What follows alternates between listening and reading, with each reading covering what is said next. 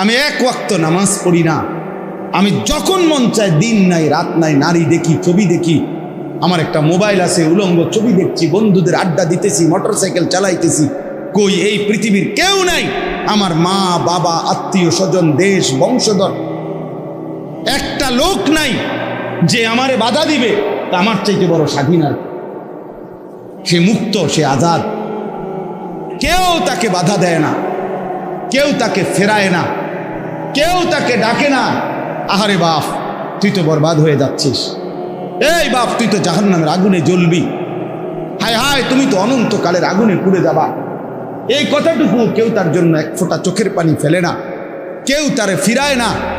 মা বাপ যেন নির্বাক তাকায় আসে, সন্তানের অধপতন চোখের সামনে দেখতেছে, মাও খায়, বাপেও খায়, ঘুমায়, সবাই সবার মতো চলতেছে, আর চোখের সামনে মানব সন্তান চরিত্রহীন, লম্পট, দুশ্চরিত্র হয়ে, চূড়ান্তভাবে বখাটে হয়ে জীবনটা শেষ করে দিচ্ছে। কেন এমন হলো যুবক? তোমাদের যাদের জীবনে সারা দিনে সারা বছরে 6 মাসে 9 মাসে কেউ তোমারে আল্লাহর দিকে ফিরায় না, তোমারে নামাজের কথা বলে না, আখিরাতের কথা বলে না, তোমার চরিত্র সুন্দরের কথা বলে না। কেন বলে না? কেন বলে না? খোদার কসম আমি মনে রাখো বাপ, কারো মনে শুইনো না প্রয়োজনে, কিন্তু আমার এই কথা মনে রাখো, কারণ একটাই, তোমার উপরে আল্লাহর লানত পড়ছে। খোদার লানত যার উপরে পড়ে তারে মাখলুক মুখ ফিরায় না। তোর উপরে আল্লাহর লানত পড়ছে, এজন্য আর তোর মা তোরে ডাকে না, আর তোর বাপে তোরে ডাকে না, আর তোর পাড়া পড়শি কেউ তোরে ডাকে না। তুই সবার সামনে চরিত্রহীন হয়ে যাচ্ছিস, সবার সামনে নষ্ট হয়ে যাইতেছ, তোরে কেউ ডাকে না। হ্যাঁ, আমার মনে আছে আমরা প্রাইমারি স্কুল থাকতে হিন্দু মাস্টাররা যে দুধ ডরাইতাম, হিন্দু মাস্টার ছিল আমাদের একজন হিন্দু স্যার ছিল, পরে আমরা আজরাইলের মতো ভয় পাইতাম। হিন্দু মাস্টার, গ্রামের দাদা, আমার দাদা না কি, গ্রামের দাদা, ওনার শাসনকে যেরকম ভয় পাইতো, গ্রামের চাচা, গ্রামের বড় ভাই, আজ মুসলমানের বাচ্চা তারা আপন বাপকে 2 পয়সার কোন মূল্য দেয়, আপন মা তারে 2 পয়সার কোনো দাম নেই। খাইলে খাওয়াইবা, না হইলে বাইরে যাবো, বাহ পড়লে পড়ছি, না পড়লে না, টেয়া দাও, সুদে টাকা লাও, বিদেশ যাবো, কিস্তি লাও, যেমনে পারো বিদেশ পাঠাও, টাকা দরকার। সবাই মিলে মিশে নাফরমানির উৎসব করছে, আল্লাহর অবাধ্যতার প্রদর্শনী করছি আমরা। একটা ছেলে হলেও বুঝো বাবা, নিজের এভাবে নষ্ট করে দেওয়া, নিজের হাতে নিজেকে বরবাদ করে দেওয়া কোনো বিবেকবান মানুষের কাজ হইতে পারে, মানুষের কাজ হইতে পারে। এটা জন্তু জানোয়ারের জন্য মানাইতে পারে, ইনসানের জন্য এটা মানায় না, মানায় না। আল্লাহ আমাদেরকে বুঝার তৌফিক দান করেন। এই জন্য আমার দোস্ত, আমার নওজোয়ান, ফেরা দরকার, ফেরা আল্লাহর দিকে ফেরা দরকার। এত বড় মালিকের নাফরমানি করেন। শ্রোতা আসছে এখন,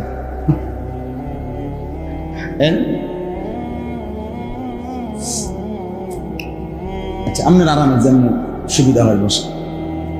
তো আমার বাপ, আমার ভাই, প্রিয় ভাই, রাগ হইও না। নির্ধারিত কাউরে ধমক দেওয়া তো মাকসাদ না, নির্ধারিত কারোর সাথে তো কোনো দ্বন্দ্বও নাই ব্যক্তিগতভাবে। তাহলে আমার উদ্দেশ্য এই কথাটা বলা, প্রত্যেকটা কিশোর যুবক তোমরা ভাইবো বাবা, তোমার এই অবস্থা কেন? যারা তোমারে না, যারা 1 ওয়াক্ত নামাজ পড়ো না বাপ, একটা বার হইলেও ভাইবো, তোমার কলজাটা এরম পাথর হয়ে গেল কেন যে তোমার 1 ওয়াক্ত নামাজ পড়তে মন চায় না? তুমি এত বড় জানোয়ার কেমনে হইলে? কোন ইমানদার তো এত বড় জানোয়ার হইতে পারে না, কোন মুসলমানের বাচ্চা তো এত বড় জানোয়ার হইতে পারে। তুমি এরম জানোয়ার হইলা কেমনে যে তুমি তোমার বানানেওয়ালা মনিবকে এভাবে কেমনে ভুলে গেলা? এভাবে ভুলে গেলা কেমনে যে 365 দিনে কোনো দিন তোমার মনেও পড়লো না যে ফজরের নামাজ ফরজ, এটা আমার পড়া উচিত, এই কথাটাই কোনোদিন মনে পড়লো না। এমন লানত তোর উপরে কেন পড়লো রে ভাই? খোদার এমন গজব পড়লো কাতর উপর, বলো ভাই? একদিনও মনে পড়বে না, কোনোদিনও মনে পড়বে না, আল্লাহকে কখনোই মনে পড়বে না।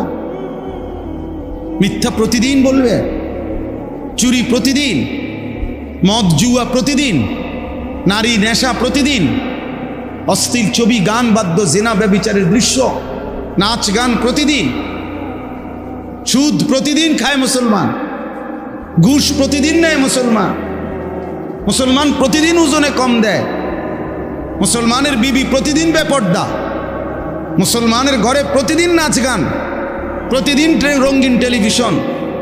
ওহো, এটা হওয়ার কথা? এত বিবেকহীন, এত পাষাণ মুসলমান হওয়ার পাত্রতা এত পাষাণ না।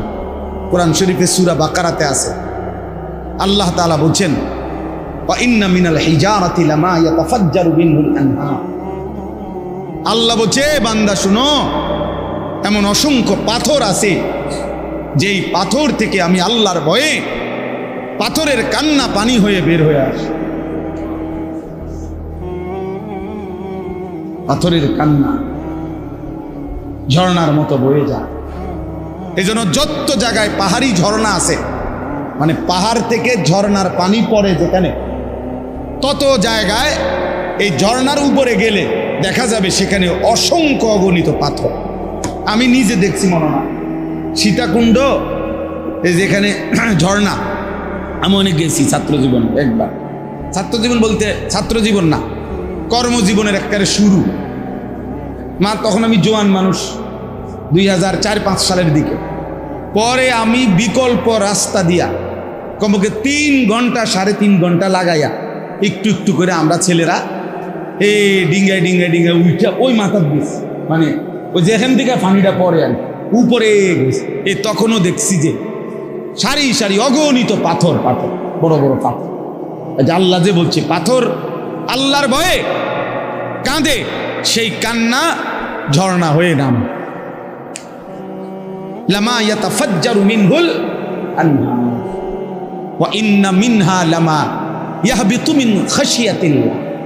কোরআন শরীফে আছে, আল্লাহ বলছে বহু পাথর আছে এমন, যেই পাথর আল্লাহর ভয়ে যখন লাফ দেয়, যখন উঠে পড়ে, তখন আল্লাহর ভয়ে ওই পাথর পাহাড়ের গা বেয়ে নিচে নেমে। লামা ইয়াহবিতু, যেটা পড়ে যায় নিচে, গড়াইয়া পড়ে, মিন খাশিয়াতিল্লাহ, কার ভয়ে?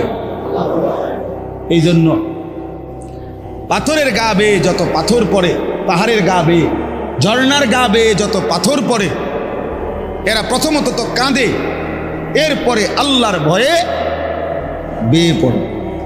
আল্লাহ কোরআনে বলছে। তাহলে এক পাথর যদি ফাইটা যায়, ওয়া ইন্না মিনহা লামা ইয়াশাক্কাকু, পাথর ফেটে যায়, ফায়াখরুজু মিনহুল মা। তো পাথর যদি আল্লাহর ভয়ে ফাইটা যায়, পাথর যদি আল্লাহর ভয়ে পাহাড় থেকে গড়িয়ে পড়ে, প্রিয় বন্ধু, এক মানুষ এত শক্ত কেমনে হয়? এক মানুষের দিল এত শক্ত কিভাবে হয় যে 30 বছর মিথ্যা বলে, 30 বছর সুদ খায়, 30 বছর ওজনে কম দেয়, প্রতিদিন নাচ গান দেখে, প্রতিদিন রঙিন টেলিভিশন চলে, প্রত্যেক দিন স্ত্রী বেপর্দা, প্রতিদিন ওজনে কম দেয়। আহা, এভাবে বুঝি মানুষ আল্লাহকে ভুলে যায়, এভাবে বুঝি মানুষ আখিরাত ভুলে যায়। তাইলে তার আর মুসলমানের বাকি থাকে কি? আল্লাহ আমাদেরকে বুঝার তৌফিক দান করেন। চলেন, আমার কথা আমি শেষ করতে হবে, গরম রাত অনেক হয়েছে, এই জন্য আপনাদের কাছে আমি এটা বুঝাইতে চাই। ও আমার যে কথাটা, মূল কথা ছিল যে মানসাকান এই শব্দটা 3 অর্থে বুঝায়। এই জন্য কোরআনুল কারীমের বহু শব্দ বাক্য এমন আছে যেটার একাধিক অর্থের কি আছে, সম্ভাবনা আছে, একাধিক ব্যাখ্যার অবকাশ রাখে। সেক্ষেত্রে ওলামায়ে কেরামের সংস্পর্শ, সত্যিকার মুত্তাকি আলেমে দ্বীনের সান্নিধ্য এবং উনাদের থেকে সরাসরি বুঝা না ছাড়া, নিজে নিজে বুঝতে যাওয়া, পদস্খলন ছাড়া, অ্যাক্সিডেন্ট ছাড়া, বিপদ ছাড়া, আখেরাতের বরবাদি ছাড়া আর কিছু ডেকে আনবেন, আর কিছু ডেকে আনবেন। এই জন্য আল্লাহর কোরআন পড়া নিষেধ নাই, রাসূলুল্লাহ সাল্লাল্লাহু আলাইহি সাল্লামের হাদিস পড়তে নিষেধ নাই, অনুবাদ পড়তেও মানা নাই, তরজমা পড়তেও মানা নাই, ব্যাখ্যা পড়তেও মানা নাই, তাফসির পড়তেও মানা নাই। কিন্তু সিদ্ধান্ত নিতে গেলে ওলামায়ে কেরাম থেকে নিজে নিজে সিদ্ধান্ত নেওয়ার অনুমতি নাই। বুঝেন নাই কথা? এইটা জরুরি বিষয়, এটা জরুরি বিষয়। এই জন্য আমরা প্রত্যেকেই ওলামায়ে কেরাম ওনাদের কাছ থেকেই দিন বুঝার সিদ্ধান্ত নেব, চেষ্টা করব ইনশাআল্লাহ। আমার এই কথা বলার এই মেন একটা উদ্দেশ্য হলো, ও যে আমি যে এখানে কাগজটার মধ্যে লেখা আছে এটা দারসুল কোরআন, আল কোরআনের দার্স, তো এটার নাম এমনি দিছে দেখে এমনি, অর্থাৎ বুঝাইলাম যে কোরআন অক্ষরে অক্ষরে, শব্দে শব্দে তাফসীর ব্যাখ্যা, এখান থেকে হুকুম ফতোয়া সিদ্ধান্ত আমল ওলামায়ে কেরাম থেকে বুঝে নিতে হবে। আমরা মাদ্রাসায় প্রতি লাইন উস্তাদের কাছে পড়ছি, কথা বুঝছেন না? এমন না যে হুজুর ফরা দিয়া দিছে বাড়ির কাজ, 3 পৃষ্ঠা বাংলা পড়ে আইসো বা এই পৃষ্ঠার থেকে এই পৃষ্ঠা পড়ে রাখো, পরীক্ষা তাইব, এই সমস্ত তর্জমা আমরা পড়ি না। আমাদের যুগ যুগ ধরে, বিশেষ করে আমাদের কওমি মাদ্রাসার এটা বৈশিষ্ট্য যে প্রত্যেক শব্দে শব্দে আমাদের পুরা কোরআনুল কারীমের ব্যাখ্যা, অনুবাদ, সংক্ষিপ্ত তাফসীর পড়ানো হয়। আলহামদুলিল্লাহ, আলহামদুলিল্লাহ।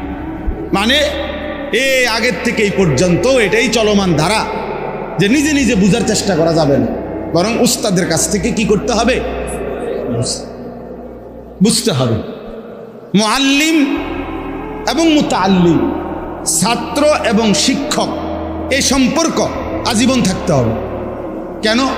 আমাদের নবী সাল্লাল্লাহু আলাইহি সাল্লাম নিজে বলছেন, বুইসতু মুআল্লিমা, আমি শিক্ষক হিসেবে প্রেরিত হয়েছি। অতএব নবী যেহেতু শিক্ষক, তো সাহাবায়ে কেরাম কি ছাত্র, তাহলে শিক্ষক এবং ছাত্রের এই তর্জ, এই তরিকা নববী তরিকা। অতএব এর ভিন্ন অন্য কোনো পদ্ধতিতে দিন শিখলে হবে না,